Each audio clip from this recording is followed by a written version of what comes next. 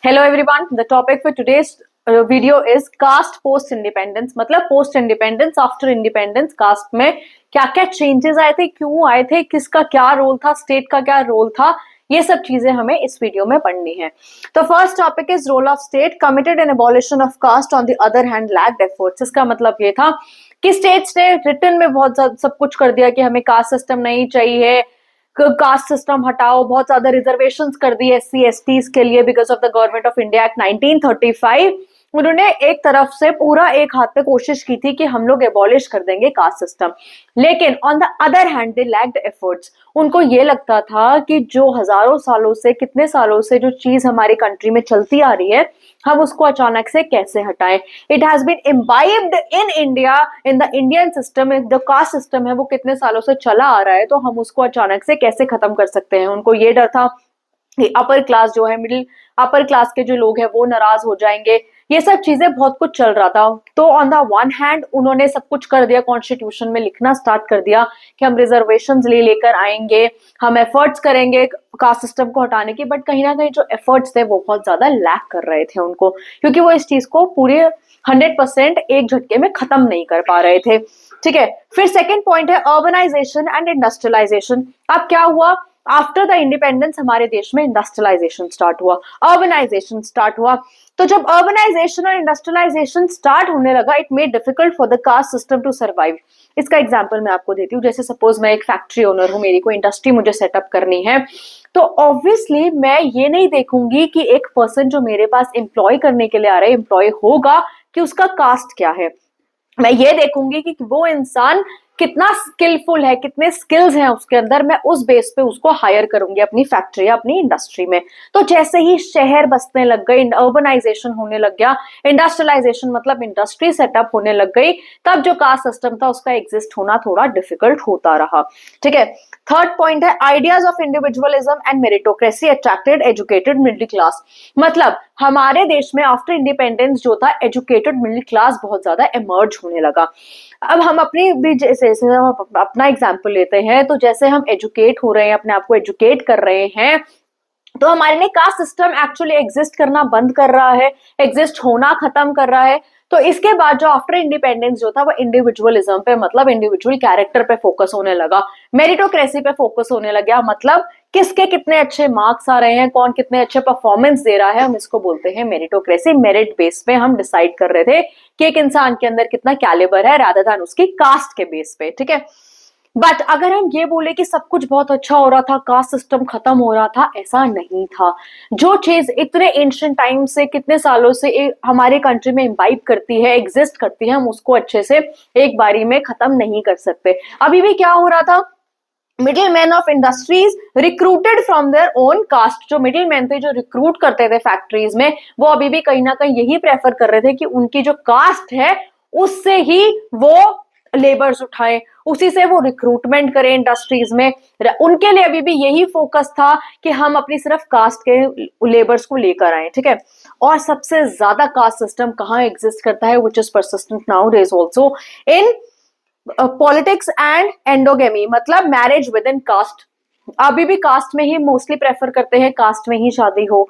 फिर और उसमें क्या था, पॉलिटिक्स में caste based political parties setup होने लग गई थी आफ्टर द इंडिपेंडेंस, कि कास्ट सिस्टम पे बेसिकली उन्होंने ये बना लिया था कि हम अपनी पार्टीज को बनाएंगे। उन्होंने ये बोला था कास्ट बेस्ड पॉलिटिक्स मतलब होता है कास्ट सिस्टम के ऊपर जब पॉलिटिकल पार्टीज बनने लग जाती हैं। तो अभी भी बहुत ज्यादा कहाँ पे एग्जिस्ट करता है हमारा caste system, endogamy and politics. तब भी स्ट्रॉन्गेस्ट था, इनफैक्ट आज भी अगर हम मॉडर्न टाइम्स में भी देखें, कहीं ना कहीं it exist till date. Now the next topic in this video is about Sanskritisation. What do you mean by Sanskritisation? Sanskritisation मतलब होता है जब जो लोअर क्लास के लोग हैं, अपर क्लास के लोगों को के लाइफस्टाइल को, एजुकेशन को, कस्टम्स को, रूल्स रेगुलेशंस को फॉलो करने लगते हैं when they want to be like the upper caste. Specially ध्वजा मतलब twice born Brahmans, they want to be like them when they want to follow them, it is known as Sanskritisation. इसका critical essay भी है, आप दूसरी videos में जाके check कीजिए what do you mean by Sanskritisation and the critical essay on Sanskritisation. Very very important topic. Now the next topic is dominant caste.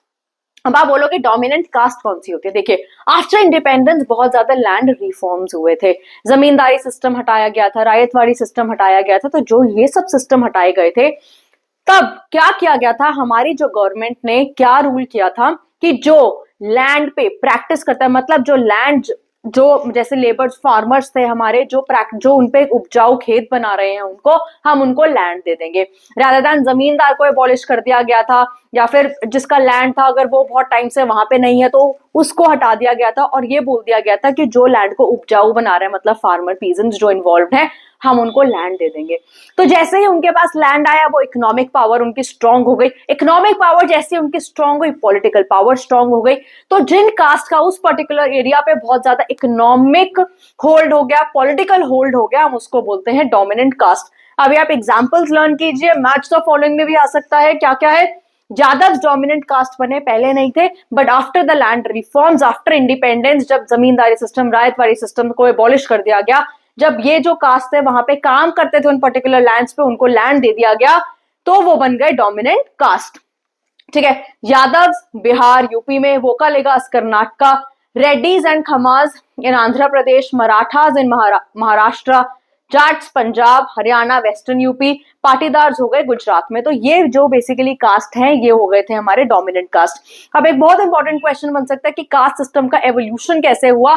तो इसमें आपको पहले की वीडियोस देखकर अपना आंसर फ्रेम करना है कि ब्रिटिशर्स ने क्या किया था, कॉलोनियलिज्म एंड कास्ट। ठीक है, उससे पहले आपको कास्ट सिस्टम डिस्क्राइब करना है, क्या होता है कास्ट सिस्टम। फिर जो बेसिकली यही हुआ था कि ब्रिटिशर्स ने क्या किया था, तो इसमें आपको ये लिखना है कि उन्होंने बेसिकली इसको कॉन्स्टिट्यूशनल स्टेटस दिलवाना शुरू किया, इन्होंने लीगल करना शुरू किया। फिर 1901 का आपको सेंसस करना है हर्बर्ट रेस्ले का, और फिर उसके बाद आपने गवर्नमेंट ऑफ इंडिया एक्ट 1935 के बारे में मेंशन कर रहा है, जहां पे रिजर्वेशन हुई थी SC STs के लिए।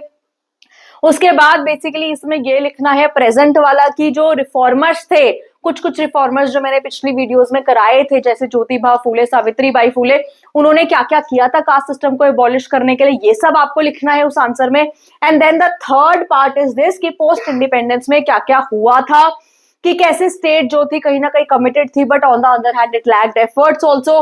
फिर अर्बनाइजेशन, इंडस्ट्रियलाइजेशन ने कैसे फोकस किया था, इंडिविजुअलिज्म, मेरिटोक्रेसी पे फोकस हो गया था, बट कहीं ना कहीं कहाँ पे अभी भी वो है, स्ट्रॉन्गेस्ट एंडोगेमी, पॉलिटिक्स। और फिर संस्कृताइजेशन की अभी भी फॉलो करने की बहुत कोशिश की जाती है। फिर डोमिनेंट कास्ट क्या था, ये सब आपका पूरा एक आंसर फ्रेम हो जाएगा। और बेसिकली ये एक इंडिविजुअल आंसर भी हो सकता है कि पास्ट में क्या था, प्रेजेंट में सोशल रिफॉर्मर्स के क्या क्या रोल थे कास्ट सिस्टम को हटाने के लिए।